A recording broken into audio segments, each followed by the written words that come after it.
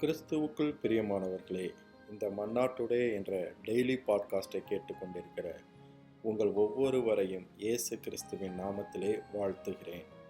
2 தீமோத்தேயு 2வது அதிகாரம் 1வது வசனம் இப்படியாக கூறுகிறது: ஆதலால் என் குமாரனே, நீ கிறிஸ்து இயேசுவிலுள்ள கிருபையில் பலப்படு என்பதாக. கிருபையில் பலப்படுங்கள். பி ஸ்ட்ராங் இன் கிரேஸ் என்ற தலைப்பின் கீழ் இன்றைய மன்னாவை நாம் தியானிக்க போகிறோம். கிறிஸ்தவ வாழ்வில் ஏன் தோல்வி வருகிறது? காரணம், பலம் குன்றியதால் தான் தோல்வியை விசுவாசிகள் சந்திக்கிறார்கள். போராட்டம் வரும்போது நாம் கர்த்தரிலும் அவர் சத்துவத்தின் வல்லமையிலும் பலப்பட வேண்டும். அதுபோல கிறிஸ்து இயேசுவில் உள்ள கிருபையில் பலப்பட வேண்டும் என்று பவுல் தன்னுடைய விசுவாசத்தில் உத்தம குமாரனாகிய தீமோத்தேயுவிற்கு அறிவுரை கூறுகிறான்.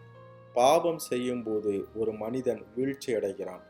அந்த பாவத்தை மேற்கொண்டு ஜெயமுள்ள ஜீவியம் வாழவே கர்த்தர் நம் ஒவ்வொருவருக்கும் கிருபையை கொடுக்கிறார். தேவன் தரும் கிருபை பாவங்களை மேற்கொள்ள மாத்திரமல்ல, நாம் திறம்பட வேலை செய்யவும் கிருபை வேண்டும்.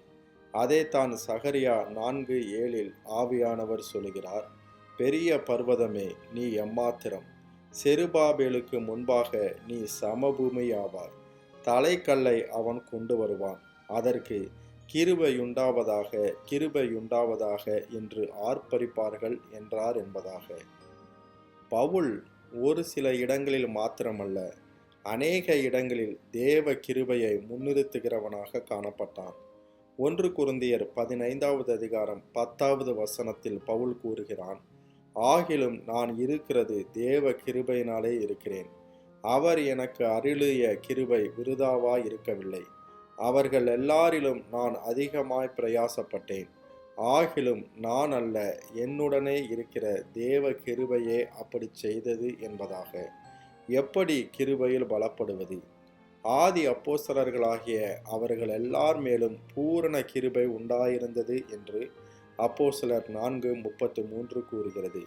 காரணம், முந்தின வசனம் கூறுகிறது: விசுவாசிகளாகிய திரளான கூட்டத்தார் ஒரே இருதயமும் ஒரே மனமும் உள்ளவர்களாயிருந்தார்கள் என்பதாக.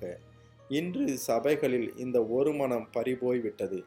நிறம், பதவி, ஜாதி போன்ற பாகுபாடுகளால் பிரிந்து போய்விட்டதால் தான் சபை கிருபையை இழந்து தவிக்கிறது. மாத்திரமல்ல, தாழ்மையோடு இருந்தால் நாம் கிருபையில் பலப்படலாம்.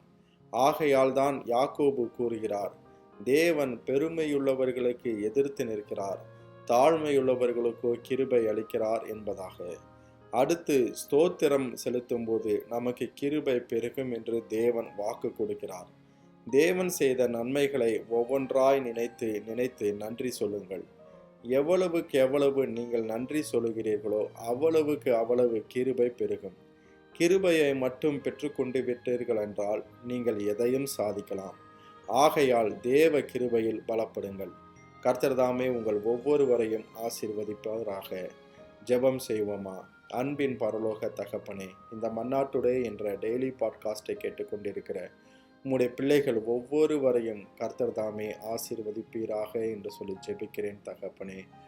அப்பா, ஆண்டவரே, நாங்கள் நிற்பதும் நிர்மூலமாகாமல் இருப்பதும் உம்முடைய கிருபை மாத்திரமே என்பதை அறிந்து இன்னும் உம்முடைய கிருபையை சார்ந்து ஜீவிக்கும் ஸ்லாக்கியத்தை கர்த்தர் உம்முடைய பிள்ளைகள் ஒவ்வொருவருக்கும் நீர் தருவீராக என்று சொல்லி ஜெபிக்கிறேன். தாழ்மையுள்ளவர்களுக்கு கிருபை அளிக்கிறவர், உம்முடைய பிள்ளைகள் தாழ்மையோடு ஜீவனம் செய்யும் கிருபைகளை ஸ்லாக்கியத்தை கர்த்தர் நீர் தருவீராக என்று சொல்லி ஜெபிக்கிறேன். அப்பா, ஸ்தோத்திரம் செலுத்தும் போது கிருபை பெருகும் என்று வசனம் கூறுகிறதே. உம்முடைய பிள்ளைகள் ஒவ்வொருவரும் நீர் செய்த நன்மைகளை எல்லாம் நினைத்து உமக்கு நன்றி பலிகளை ஏறெடுக்க கர்த்தர் தாமே உதவி செய்வீராக. இன்றைய நாள் உம்முடைய பிள்ளைகளுக்கு ஆசீர்வாதமாக இருக்கட்டும். போக்கிலும் வரத்திலும் உடனிருப்பீராக. காரிய சித்தி உண்டாகட்டும். கண்ணின் மணி போல பாதுகாத்தருளுவீராக. கையிட்டு செய்கிற எல்லா காரியங்களையும் கர்த்தர் நீர் வாய்க்க பண்ணுவீராக என்று சொல்லி ஜெபிக்கிறேன். ஆட்டுக்குட்டியான உள்ள இரத்தத்தின் பாதுகாப்பிற்குள்ளாக ஒவ்வொருவரையும் ஒப்பு கொடுத்து இயேசுவின் நாமத்தில் கேட்கிறேன் எங்கள் ஜீவனுள்ள நல்ல பிதாவே. ஆமென்.